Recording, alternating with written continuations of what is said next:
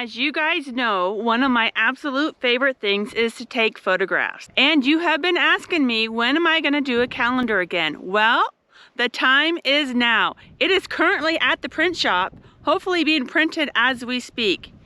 So I did epic destinations this year with a couple of Rudel photos mixed in. The calendars will be $21.99 with free shipping. I am only shipping to the United States at this time. If you live outside of the United States and you want a calendar, please leave a comment below. I will correspond with you and see if there's a way that we can make that happen.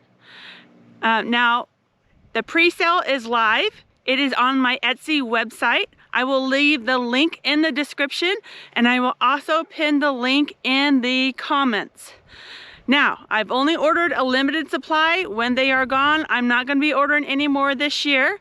So if you want a calendar, head on over to Etsy and get your pre-sale. And as always, I thank you for your support.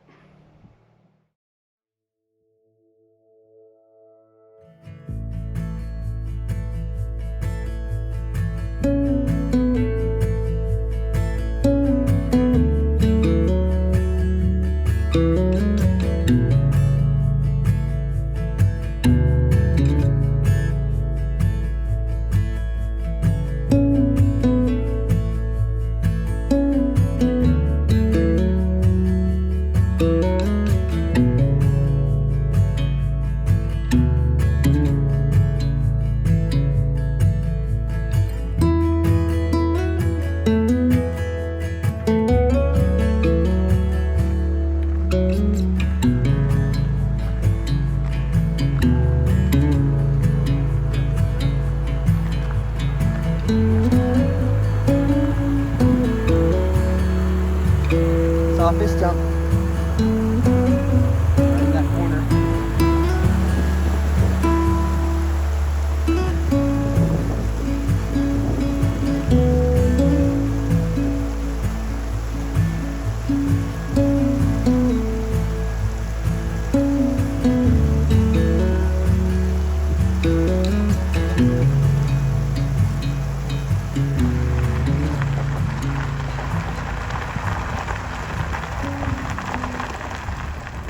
All right, Dave, how would you rate this road?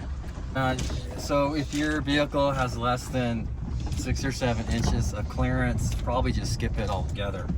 And there's just a couple of technical spots where you want to make sure you're putting your wheels to where it raises up the clearance under the middle so you don't hit your oil pan or transmission. So you just got to go slow and careful and make sure you get your tires out. If it's really wet or rainy, you may skip it because some of the potholes are so deep that it could be pretty muddy. But it's fine for the general average vehicle as long as you go slow and be careful. Today we are in the state of New Mexico, just outside of the small town of Pecos. And this is the Santa Fe National Forest. We are free camping here. This is dispersed camping, not too far away from the Pecos River. And today we are with our friends and patrons, Larry and Donna. And so this is extra special treat. We're so happy to have them here. I don't think we're gonna do a whole lot of filming because they're only going to stay in about one more night and they have to be somewhere. So we're gonna enjoy that time together. And then I think we're gonna hit the road and explore this area because I saw all kinds of things that I wanna check out on the map. And there's lots to do and I don't wanna miss out on the chance. But what a quiet, peaceful place to stay. Very happy to be in the trees and in the mountains again. And the quietness of remote, out of the way, up the beaten path camping. And I know Rudel's happy too because he has not been off a leash in an area where he can be off a leash in a long, long time.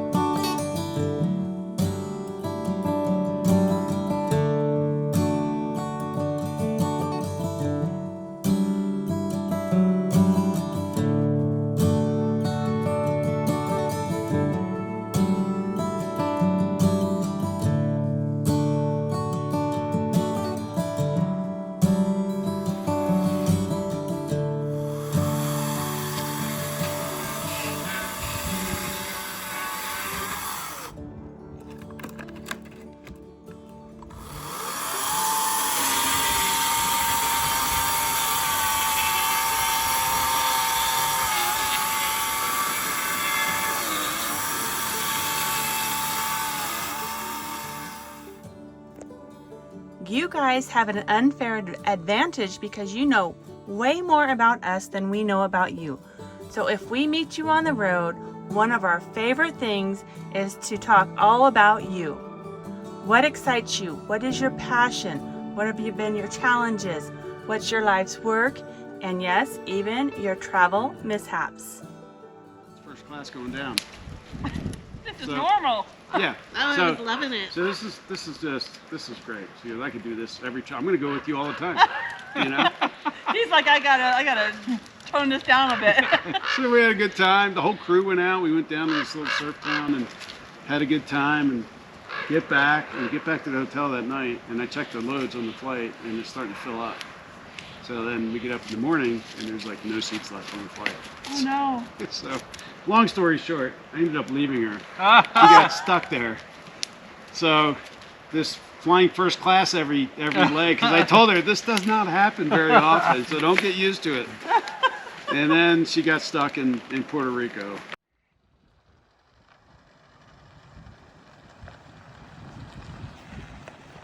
Bye guys.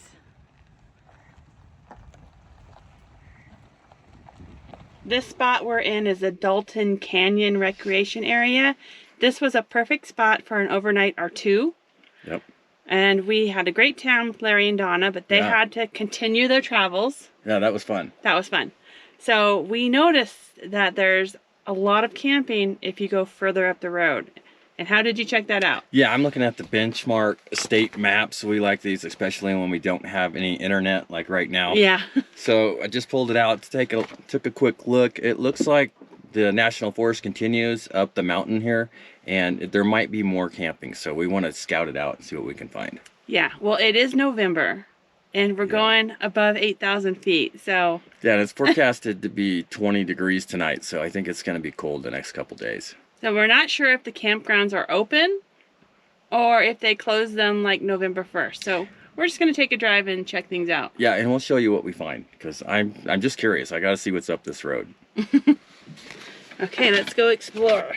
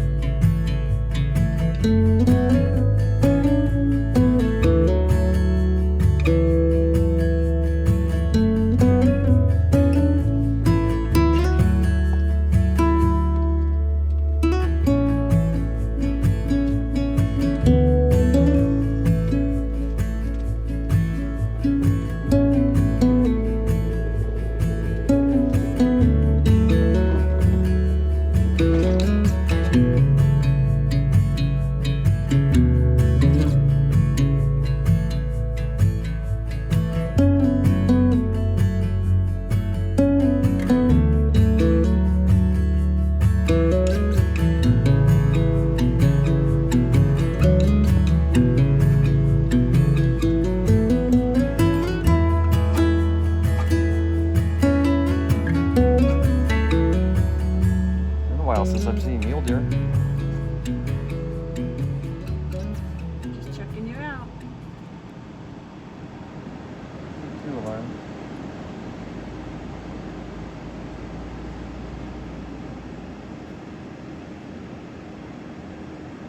There's some big does. Yeah, mule deer. That's because we're used to seeing the small ones. Oh, we're used to seeing the whitetail, huh? Okay.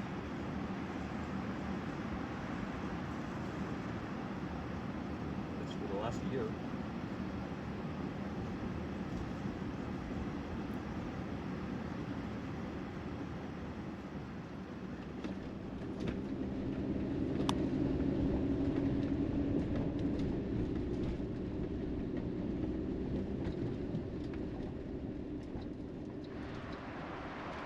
So we're maybe 7 or 8 miles up the road, and we took a little turn off to the right on Davis-Willow Road. And as you can see, it's a decent shape. It's gravel. It's a little bumpy. You have to take it slow, but I think just about any vehicle can make it. And we're finding dispersed camping places all over just on the side of the road. So really easy to find a fire pit and just stay the night. And this is National Forest, so I'm assuming that the stay limit is 14 days. And it might even be marked over here on this tree. And as I'm looking through these ponderosa pine trees, I'm noticing there's several more places to camp. So there's no shortage. It just says pack it in, pack it out, and that it is National Forest.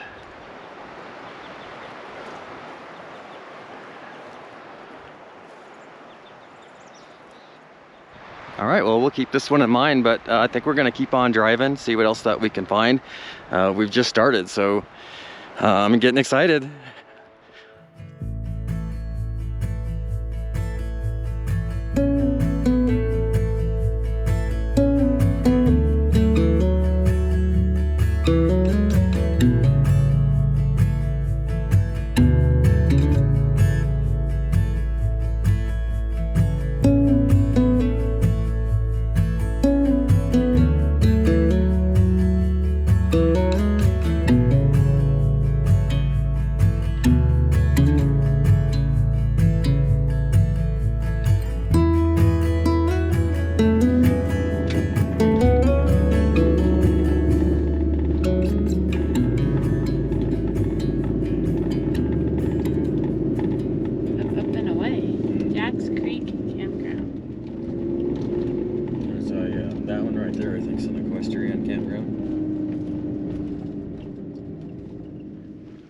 This is Jack's Creek Campground, 21 miles north of Pecos, New Mexico.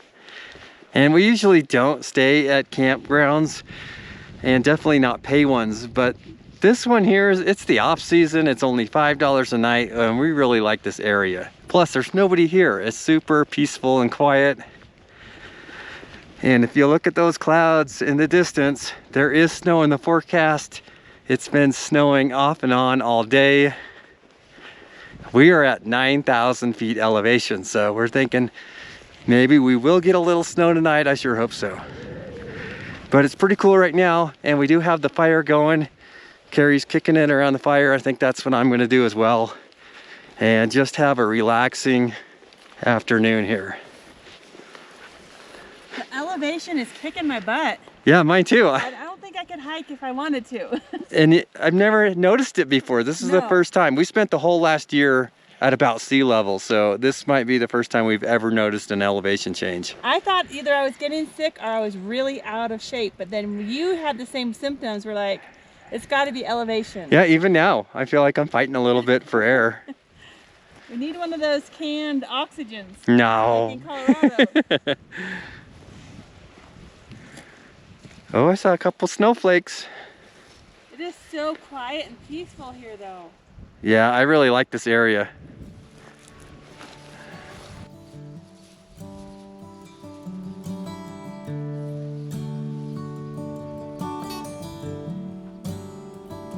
And you ever wonder if days like these last with one another, with the feeling pass? Would you find out with me if it all starts to crumble? Or search the pieces for a hope or a mumble?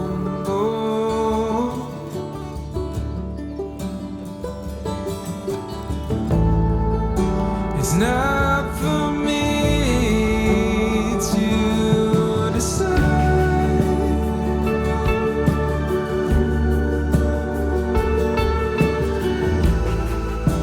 if I should be the one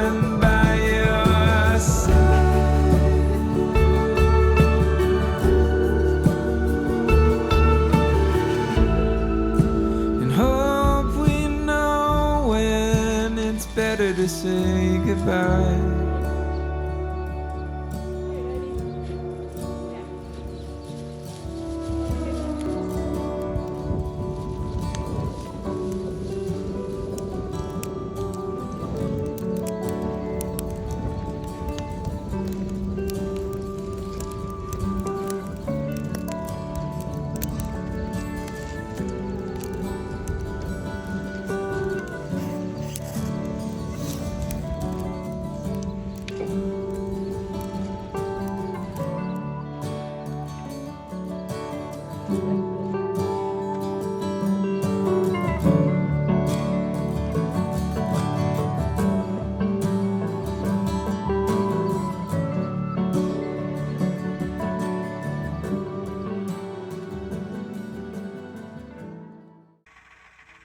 Because we are at 9,000 feet and it's going to be 22 degrees tonight, we're going to do everything we can to keep the van warm. Now, I cannot use my Webasto heater at this elevation. I mean, it's only engineered to work up to 5,000 feet. We regularly use it at 7,000 feet, but I think I'll be pushing my luck to use it at 9,000 feet. I mean, technically it will work. It It's will just work. not good for it. And not to mention the blowing unit is going out in it. So we're going to keep that working as long as possible. So what I'm going to do is so I've got my window coverings in the front. So I'm going to use the van to heat the living space, which I made sure to park so the nose is uphill. Yeah, because that way the condensation from the exhaust pipe will naturally run out. So once the area gets really warm, then I'm going to close the curtain. I'm going to put the extra sleeping bag up. I'm going to cover the window. Now I have a window covering for this, but the towel works just as good, and it sticks to the Velcro. Yeah, we got a Velcro strip on the top of the window, so the towel cover just... the window. Pull down the shade. Set the curtains. All right, so we are as warm as we can get. I made myself a hot cup of tea, and I have a hot water bottle that I'm going to put very hot water in. Dave, how often do I use this? Every single night. I mean, even in the summer when I think it's too hot, she's filling that water bottle up. Yeah, so I use this all the time. And it'll stay warm for 8 hours easy. Warm, yeah, but hot for like 4 hours. Okay, so we should only have to get up maybe once in the middle of the night, turn the van on and warm the space up again. We have plenty of blankets on the bed. We really never get cold when we're sleeping. It's just when we're going to bed late or waking up early. Now this is Rudel's bed. He has a blanket in here that I'm going to cover him up with. And he'll probably, at some point throughout the night, he'll probably jump up on our bed and join us. He will jump up on the bed and join us if it gets cold. I did want to mention, we tend to lose a lot of, or get a lot of cold air from the crack on the bottom of the door. So I do take this extra dog blanket and I fill in that crack. We are ready for some cold temperatures. Bring on the snow. Yeah, I'd love to see a snow flurry tonight. And we'll be plenty of warm in our multiple blankets in the bed anyway. Yeah, and I did want to mention we are at 9,000 feet. We have friends who know where we are. So if we do get a crazy blizzard, they know where to send help because there's no cell service up here. Yeah, and there's only one way up and one way back, Yeah. So we did make a plan to be safe.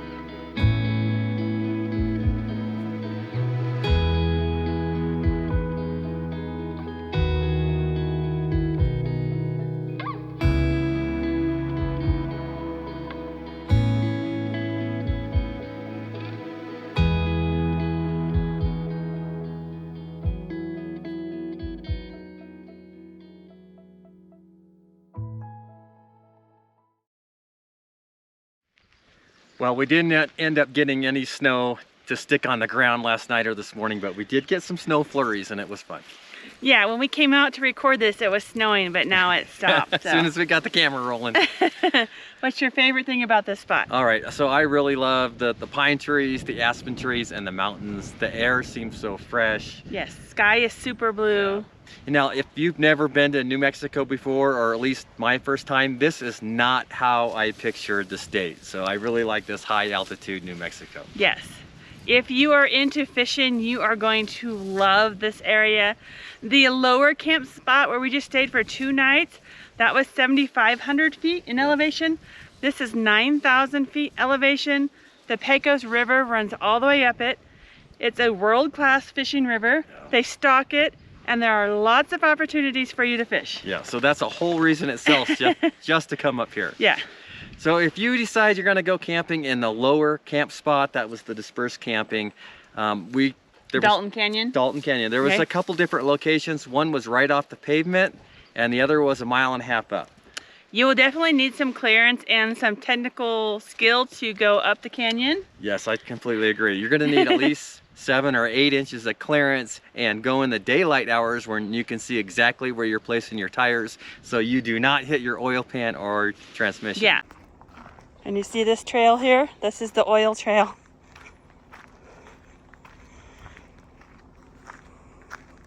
And this is going to find the rock that did it. Okay, that's a tiny rock. So that car did not have very much clearance. Transmission. Yeah. Now, if you have the skill and you have the off-road vehicle, it looks like there are roads for you to explore for miles. Yeah, you could just camp the same spots we did and take a different road every day. Brutal. Brutal, doodle. Now, if you're just looking for a place to camp, Dalton Canyon probably is not the best for low clearance vehicles. We only saw maybe 3 camp spots 1.5 miles up. Yeah, and it's pretty much just a parking lot. Now, coming up the canyon, or coming up to Jack Creek Campground, it's 20 miles from the town of Pecos, which has your very limited basic supplies. Yeah, so you've got your dollar stores and a gas station and I think post office. Post office and a Dairy Queen and that's it. So, No Dairy Queen. Oh, well, out of town just a little bit. Oh, Yeah. okay, I didn't see Yeah. Dairy Queen. Oh yes, you're right, there was a Dairy Yeah. Queen. He would see ice cream. All There right. are several campgrounds on the way up here. There is state park campgrounds. If you are spending the year in New Mexico, I don't know if you know, you can buy a state park pass for out-of-state campers. It's $225 a year. I believe that lets you camp at all the state parks in New Mexico for free For the whole year, yeah. for the whole year. Yeah. So that's an option. Now, let's talk about getting up here. Okay, so 20 miles. it's 20 miles. It is paved the whole way, but it is narrow, steep, and it's windy. I wouldn't bring any trailer up here that was over 20 feet just Yeah. because of that reason. And you're gonna have to take it slow and watch for traffic. I have seen some of you master drivers get those big long trailers into some pretty impressive places. Yeah. You'll want to scout this out first because at one point where it's the most narrow and windy, it's a 1-lane road. Yeah. Now there is dispersed camping about halfway up where they allow ATVs. So if you have, you know, your toys, your motorcycles, your quads and stuff like that, you'll want to take that campground. In this campground at Jack's Creek, there are no ATVs allowed. Yep. How many sites do you think are here? At least 25. Yeah. Yeah. So right now we're here in November. It's $10 a night or half price with your access or senior pass. Yeah, so that's pretty reasonable price. Yeah, I don't know if that is just winter rates or if that's summer rates. So there's no dump stations for that. There's no sewage, no electricity, I think, unless you're the camp host. And it looks like the camp hosts do have electricity. There are 2 sites that we saw that have electricity and didn't one have sewer? Yeah, but I'm pretty sure that's the camp host. Yeah, but there are 5 pit toilets and each pit toilet has a water faucet. Yeah, unless you come here off season like we are, and then it's all bagged up and turned off so it doesn't freeze up and cause Yeah. problems. Now, if you want to use this as a home base, this is a nice open area. When we got here, there was a van here with Starlink. Yep. Talking about that, there is no internet up here at all unless you bring your Starlink up here. That's for sure. So if you want to escape and just hide away from the world, this is the place to do it. Yep. I am a little bit sad. We arrived about 2 weeks late on all the aspen fall color. I know, just missed it because this We would have just been missed it. all bright yellow. Yes. Now, I don't really advise camping at this campground after November, just because you could get trapped up here with snow really quick. A snowstorm could come in, and then it's so steep getting out of here that you might have problems, especially if you're pulling a trailer. Yes. It does look like this is a very, very busy stretch, the whole entire 20 miles in the summertime. So if you come in the summer, maybe have a plan B option. Yeah, so it's a kind of a mix of state park land, national forest, and private. So you gotta kind of look where you're at, especially if you're gonna be fishing on the river. Yeah, there is National Forest paid campgrounds, and there are National Forest free campgrounds, dispersed campgrounds. Yeah. So there is a lot to choose from coming up here. Again, if you are a fly fisherman, that seems to be a really big deal on this river. You will love this location. I agree. Yeah? Yeah, it's a fun spot. I am really surprised that we are at 9,000 feet and these pine trees are this tall. I was thinking the same thing. So usually you start getting in the higher altitudes and the trees start getting stunted. Yes. But that hasn't happened here yet. Yeah. We hear there is bear in the area. We have not seen any bear. I'm sure there's elk in the area. We know there's deer. We know there's raccoon. Oh. What else did we see? A mouse. Yeah, and there could be cattle. This is national forest, so there could be cattle coming through the campground. Yes, we did see remnants of cattle. So if you want to stop off in New Mexico, this is a great little spot. You're about an hour away from Santa Fe. Yep. It's a hidden gem. Yeah, come check out the Santa Fe Mountains. We appreciate you watching our video, and we will see you next week. If you would like to support our channel, please consider becoming a patron. We also have stickers available in our website store. Thank you for watching.